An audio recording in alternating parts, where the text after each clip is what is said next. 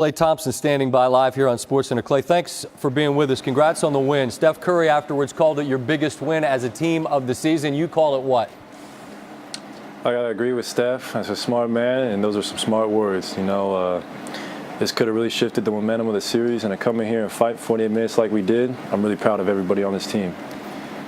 The shot that Durant hit, I asked Draymond to explain to me what he thought as it went up. I'd ask you the same thing. As he steps into that shot and it hits bottoms, what's the first thing that sort of goes through your mind?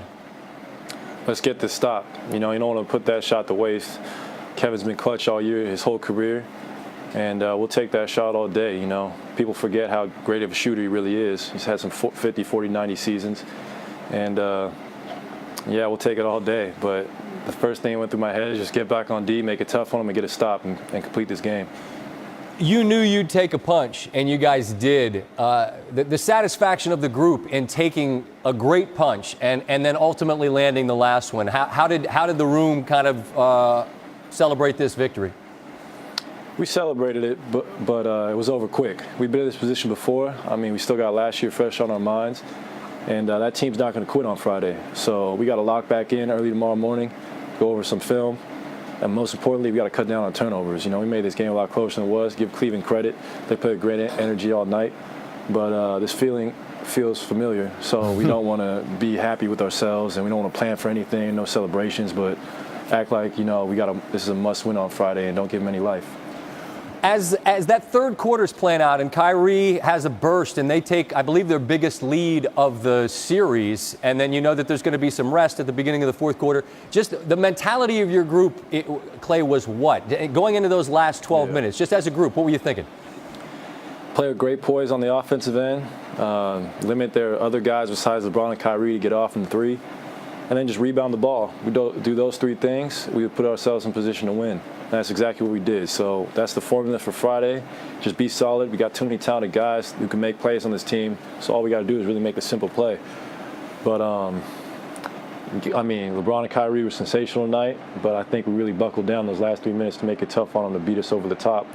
Can't give them open looks when they're in rhythm like that. We did a good job of not giving them great looks.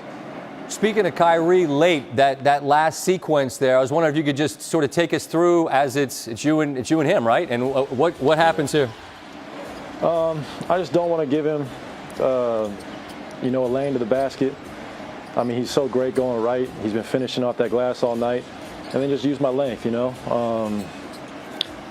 have easily hit that shot, but sure. He's been, he had to put up 30 shots tonight and had a phenomenal game. Almost had 40 points. So I know his legs weren't as fresh as they were, a couple quarters ago. So I just try to make him, do a few moves before he got into his shot instead of let him get, easy rhythm and step back for three. Luckily, he missed. Yeah. People say it's great defense, but he's a phenomenal one-on-one player, and I think there's some luck involved in him missing that shot. You feel like Kyrie and LeBron maybe did you favors there by not just attacking the rim? Possibly. I mean, especially LeBron, he's so hard to stop when he gets ahead of steam. But we've seen Kyrie make that shot. He made it Game 7 last year. He made it, of course, on the Christmas day. So he can live with it, I bet. And next time, got to do the same thing. Just make him beat you with a tough shot. And for a lot of people, that's a tough shot. But for Kyrie Irving, it's very makeable. You all, as a group, have been through a lot of different circumstances. Come out on the right end, come out on the wrong end.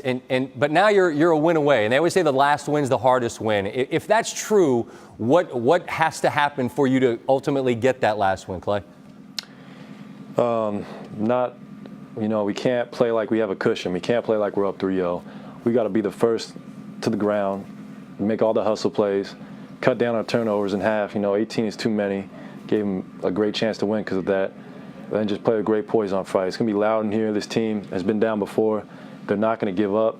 So we got to, exert our will, and we can't give them life from the jump. We just got to play great Warrior basketball and not think about being up 3-0. Think about being, Game 7. This is the last game of the season. Think that kind of mindset, and we'll be fine. Speaking of 3-0, you got Zaza tonight 30-0. So you can let them know. Because we had him after Game 1, and he said, "I've done it before. It's old hat." But you got him by 30 tonight. Yeah, he's getting cocky. He didn't really say it. He kind of said that, but now I'm not trying to start any stuff. We'll just. That's all right. Well, you get one more win. You got to just try to find a hat that fits the man. But that's hard to do. Understood. I'll leave it at that, man. Thanks for the time, Klay.